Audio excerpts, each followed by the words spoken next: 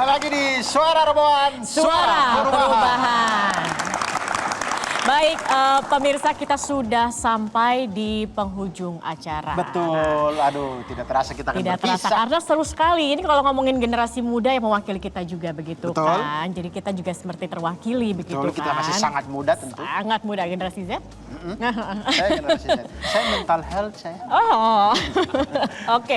Nah, kalau kena mental health kayak gini begitu ya, Bang Wibi, Bang Rizal, kita juga pengen dong tentunya ada perubahan nih gitu ya. Kita kan ingin Indonesia juga lebih baik lagi ke depannya. Perubahan seperti apa sih yang harus dilakukan untuk mengajak partisipasi anak muda ini, terutama untuk terlibat aktif di politik, terlibat aktif dalam urusan negara, jangan apatis. Nah, mungkin Bang Rizal boleh menjawab terlebih dahulu? Ya, Kak Zaki ya Kak Abdur.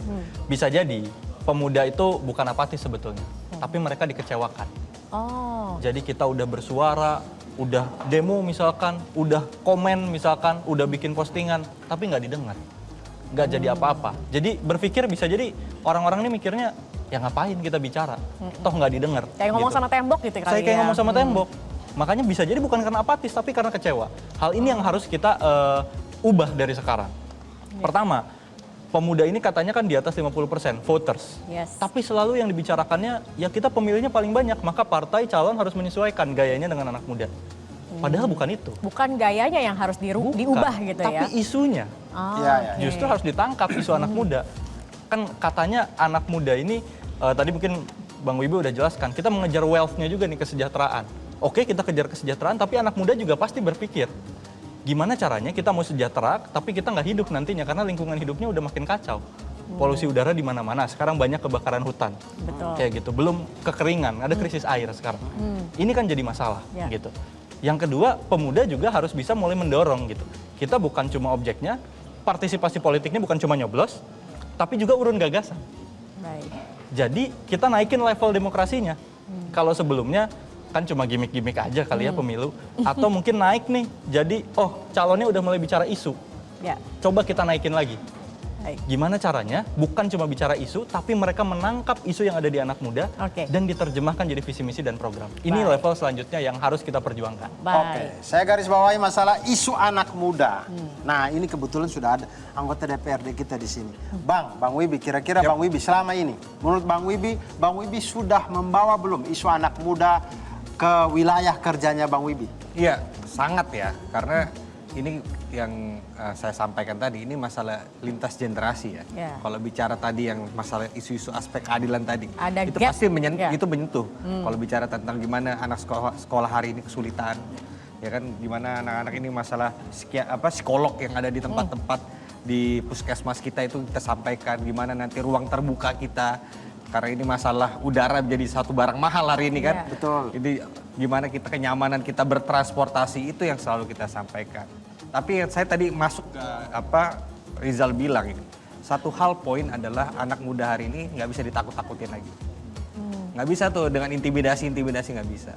Kita harus duduk bareng, bicara bareng. Ini maunya seperti apa. Terus libatkan selebar-lebarnya kolaborasi itu. Mereka mau kerja, bukan cuma mau duduk doang, tapi mau kerja juga. Tapi dikasih tahu, ini apa nih bentuk ini harus transparan. Jadi barangnya ini barang apa nih? Jangan kesannya tuh transparan tapi ternyata tertutup. Jadi karena hal seperti itu yang dilakukan oleh misalnya politik hari ini berubah bertransformasi seperti itu, nah disitulah masuknya anak-anak muda.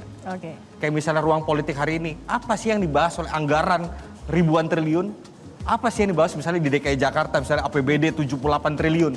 Ini untuk apa barang ini? Kok kita nggak relate ya? Nggak ada yang kita rasa pembangunan kepada anak-anak muda. Nah ketika ruang itu dibuka, akses itu dibuka, semua orang bisa menonton dengan jelas mana anggota yang malas rapat, mana anggota dewan yang tidur, mana kemana itu segala macam. Nah di situ partisipasi pemuda akan muncul. Oke. Baik, luar biasa. Tapi mungkin tadi menjawab sedikit juga pertanyaan dari Abdur begitu ya. Kalau dari Bang Wibi jadi apa? Mungkin contoh konkret yang bisa kita dengar, apa yang mungkin kemudian sudah dilakukan oleh Bang Wibi di DPRD untuk kemudian mengakomodir aspirasi anak muda. Contoh ya, satu saja nggak usah banyak-banyak. Nomor satu, keselamatan anak muda untuk bisa bernapas bersih di Jakarta. Oh, Itu yang oke. kita lakukan, mengkritisi keras gimana kebijakan-kebijakan pemerintah dalam hal wacana polusi udara di Jakarta kemarin. Jadi mendorong pemerintah untuk bisa memberikan udara yang bersih dan sehat kepada generasi muda dan untuk masyarakat umum begitu. Ini yang sudah diperjuangkan begitu.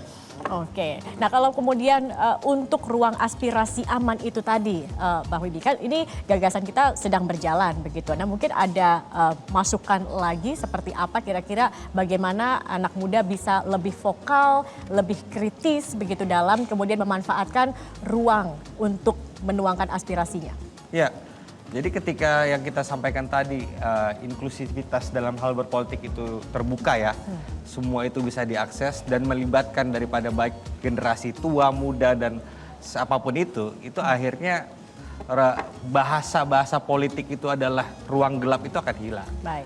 Jadi itu yang kita harapkan bahwa besok di 2024 nanti perubahan itu hadir lewat upaya-upaya dan gagasan anak muda. Oke, baik, terima kasih Amin, banyak amin. Bang Wibi, terima kasih banyak Bang Rizal. Semoga akan banyak terus yang masuk ke gagasankita.id ya. Karena memang kita lihat dalam sejarah pun siapa yang membawa perubahan di Indonesia? Selalu anak muda. Betul. Man of the match dari proklamasi kita itu adalah anak-anak Anak muda yang muda. menculik Bung Karno dan Bung Hatta ke Rengas Dengklok. Semua anak muda. Iya. Baik, dan itulah akhir diskusi kita pada malam hari ini. Terima kasih juga kepada para narasumber kita yang sangat luar biasa. Terima kasih juga teman-teman mahasiswa BEM Fikom dari Universitas Mercu Buana dan tentunya teman-teman Ubah Barang dan juga rekan-rekan Musyawarah Rabuan dimanapun Anda Rabuan. berada yang menonton kami pada malam hari ini. Dan jangan lupa untuk pemirsa yang ingin menuangkan aspirasinya, itu bisa join Musyawarah Rabuan di daerah masing-masing melalui website rabuan.id atau hubungi nomor di bawah ini. Dan saksikan terus Suara Rabuan setiap hari Rabu jam 7 malam hanya di Metro TV. Suara Rabuan, Suara Perubahan. Dan ini dia catatan perubahan.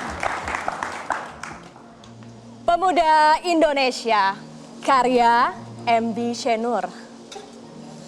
Kami pemuda Indonesia, kami bawa gagasan. Gagasan kami, gagasan perubahan. Gerak kami, gerak pemuda. Gerak indah, jiwa raga. Gerak kami, gerak nyata, bukan gerak maya. Jika esok matahari terbit dan cahayanya menyiangi hamparan indah bumi pertiwi, itu adalah tanda kami para pemuda di seluruh Indonesia telah mewujudkan gagasan kemakmuran di seluruh negeri.